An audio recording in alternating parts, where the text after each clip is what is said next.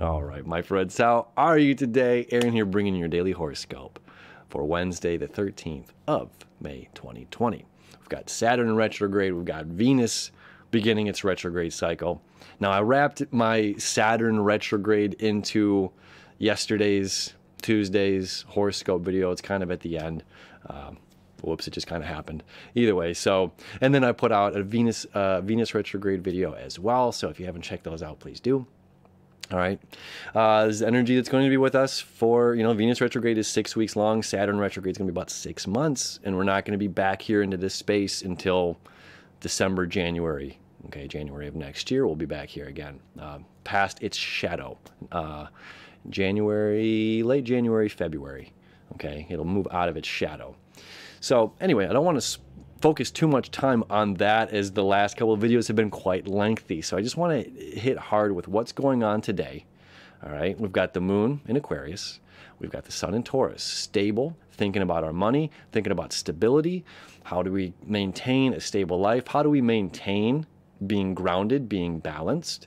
How do we move forward? How do we think ahead, but without being toppled over, right? Without losing our balance. Okay, now the moon over here in Aquarius is the rebel. It's a need for rebelliousness. And yesterday we had the moon conjunct Saturn, which is like, yeah, be the rebel in this small space. It's like the genie in the bottle. It's just like this powerful, almighty being in an itty bitty living space. So it's like we have all of this energy that's built up, and we want it. This is like, where is this energy going to go? Feng shui. It's like we're feng shuiing our lives right now. Feng shui, our lives at this moment, trying to figure out how to get this energy to flow. We have a lot of energy in us that's ready to move. Okay, and we've had a lot of movement in the cosmos that's really affecting us right now. All right, so Mercury coming home to Gemini, very exciting energy. Okay, happy to be home. Again, in its dualistic nature, it's like, yes, there is both sides to all of these things. There is fun and wittiness and lighthearted communication and being joyful and playful and all of these things. Okay, now we see this creating the septile here to the south node. I've stripped away all of the squares, oppositions, trines, things like that, just so we're focused and seeing the fate and destined energy that's happening behind the scenes here. Okay, so this is important stuff. Now, this septile here to the south node, again, reminding us we're our own Sherlock Holmes. We're our own private investigator right now that needs to study, that needs to do some research, that needs to ignore a little bit of, again, it's this old Timothy Leary thing. It's, think for yourself, question authority. How does that go? Think for yourself, question authority. Throughout human history, our species is faced with the frightening, terrorizing fact that we do not know who we are or where we're going in this ocean of chaos. And it has been the authority that's forming in our minds their view of reality. Okay, something like that. And Timothy Leary, what a guy. So either way, so we are thinking for ourselves. We are informing ourselves to create our own vision of reality. Okay, and we're not taking the authority's vision of reality. We're changing the game of authority right now. Pluto says we got to change this law and order. All right, Pluto is here to create destruction within government. Okay, this has been happening since 2008. Pluto is here to disrupt, to create the death of the government that we have currently. Now we're talking about global government. United States government, as we're about to have our Pluto return, we're kind of there. Okay, United States, we'll see if we stay united in the next few years. All right, we might secede. Some states might, I don't know. That's a whole other ball of wax. But either way, Pluto's job is to create destruction within the government, as well as how we're governing ourselves. And this fate energy that's happening to what I think I said, June 26th, something like that. June, I don't know. I showed you the other day, this energy is going to be going around, this fate and destined energy. Pluto, death and transformation, transcendence, septile, fate, destined energy to Uranus, breakthrough, break free. Okay, also connecting with the North Node, saying what? In Gemini, to look at all of the possibilities. We're missing something, you know, and again, with Mercury being home and Venus being there as well, there's a passion, there's a love, there's something driving us to be that detective. Okay, this is the detective that's just like, or you know, I'm not going home. I'm not walking away from this case yet. There's something here. And, you know, in the film, like you see them, they're like, oh, and it's not until they take that last shot. I'm thinking of Who Framed Roger Rabbit right now. He takes that last sip of whiskey and he sets it down. And then all of a sudden, you know, it's like the magnifying glass that shows him something on the piece of paper that he had overlooked or we hadn't seen. You know, this is beyond normal detective work. This is beyond normal human work. And we're being called, we're being asked to step up as individuals so that globally we're raising the bar, right? The energetic vibration of this planet. Things we cannot keep going how we're going. It's not sustainable. How we're living right now is not sustainable, right? I'm saying that from the government down. I'm not saying that as individual lives, right? That's up to us, right? Well, government to humanity is not a sustainable way of living. You know, look what happened in Venezuela. Look what's going on around the world. We can't maintain ourselves, okay? So now there's that global aspect, and now personal aspect. We're also being asked to create great change. And just because something was how it was or how we've seen people do it doesn't mean this is how we should continue to live, even if it's a social norm. Okay, it's up to us right now to figure out, and especially during this Venus retrograde, what resonates with us, what makes our hearts sing. You know, we want the energy and our love to flow where it can grow, right? Super important, super cool. Okay, so that energy, that fate and destined energy is going to be sticking with us big time. Okay, now also connected to the South Node, we have the Sun. Okay, so it's like when we think for ourselves and question authority, when we think for ourselves and start doing something, when we use this rebellious nature to transform and transcend, there is a way that we can also make money in this. You know, we can use the knowledge of our predecessors and rewrite the book. Rewrite the book. That book turns to some sort of creative financial solution. Okay, so if we're spending our time, if we're an individual that's out of work, you know, think of ways that you can help make other people money. You know, if we can figure out ways to help make other people money during this time where people aren't making money, well, that means they're going to be paying us for our services, right? It's an interesting concept. I don't have an answer for you. I'm just saying that's something that's coming out here in all of this energy. Now, we're also going to have the moon creating this septile energy to the sun for a couple of hours early in the morning. Okay, a lot of time, you know, 7 to 9 a.m. when people are getting up here, Eastern Daylight Time anyway. Well, I don't know what time you wake up. I feel like everyone's schedule is like they're sleeping until noon these days. All right, so that septile energy, again, that rebelliousness, a need to rebel, and this need for stability, okay? These two are coming into a destined alignment, and we have to ask ourselves, at what point does stability and rebelliousness line up?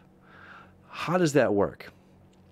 And this is, you know, I go back, I say this quite often, of like the anarchy rock band screaming or singing a message, the rock band singing a message of anarchy, okay? There's structure and form and order into the songs, but yet the message in itself is about rebelliousness, is about breaking free, is about doing something different, is about informing ourselves and getting out of this idea, again, of living somebody else's life, or the idea of what somebody else wants to create. You know, was it Plato or Socrates informed us how terrible it was when the government has too much control over individual life will rebel and tear down the government itself. We are going to continue to see that happening this year into next year, if not further, because again, we do have this Pluto return going on, okay? Oh, interesting times, my friends, interesting times. All right. Now, we've also got, this has been going on for a while, but I again, stripped everything away so we can see. Chiron here, healing the wounds, creating this quintile to both Pluto and to Jupiter. Okay. How do we heal ourselves? By one, allowing our daily lives to be transformed to what we do when our eyes open in the morning or the very first thought enters our brains. How are we conducting ourselves on a personal and professional manner?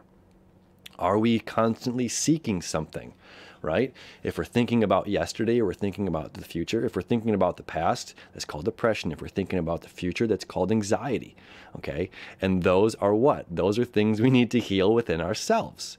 And we still have Chiron now connected to the North Node, which is moved out of Cancer, which is not saying stay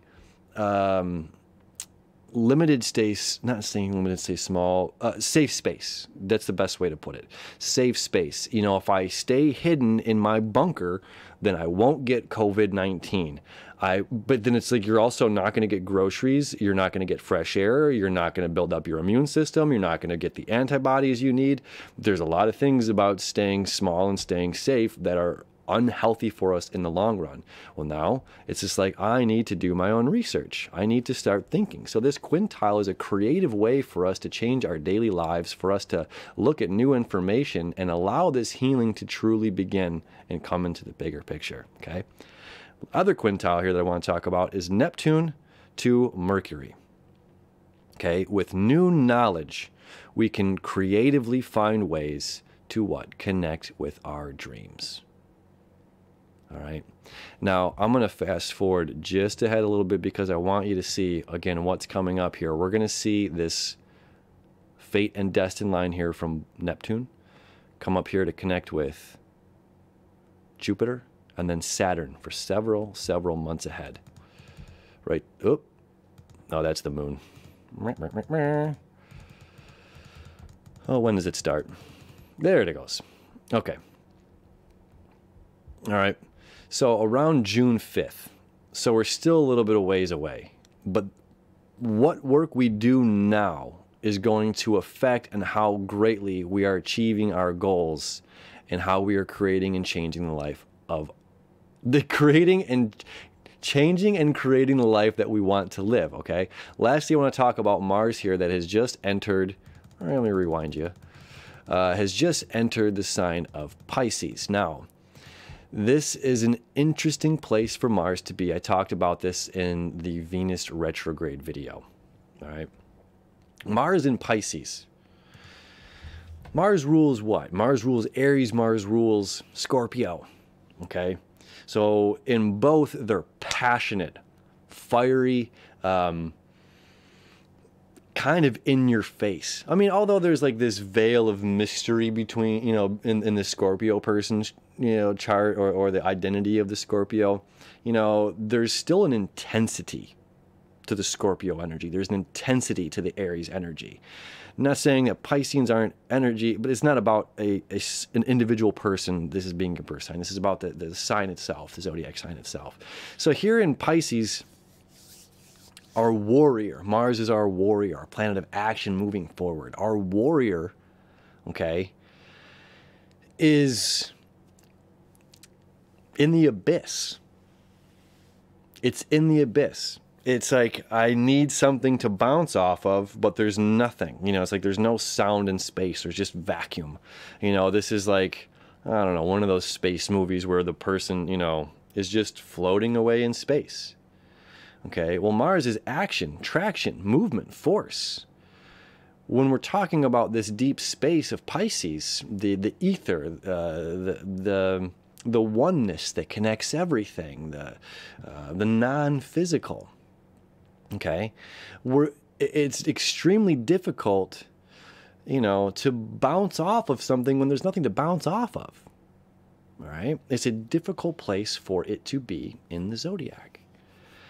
So where we had action moving forward and forward thinking, forward momentum happening in the sign of Aquarius, it's again, it's breakthroughs. It's like, yeah, I've got all these ideas. Personally, I had a ton of the past month. It's like tons and tons of ideas have flooded my mind.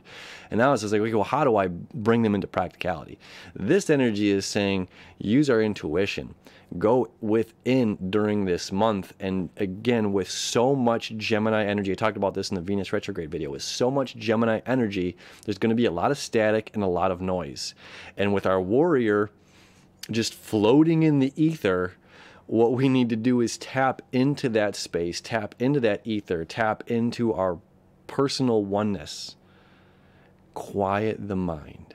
You know, there's a lot of really lovely videos on YouTube here about quiet. You know, if you type in monkey mind or stillness or the art of letting go or Taoism, you know, you're going to find a lot of stuff about quieting the mind and letting those clouds dissolve. You know, again, the more we're thinking about the past, it's depression. We're thinking about the future, it's anxiety.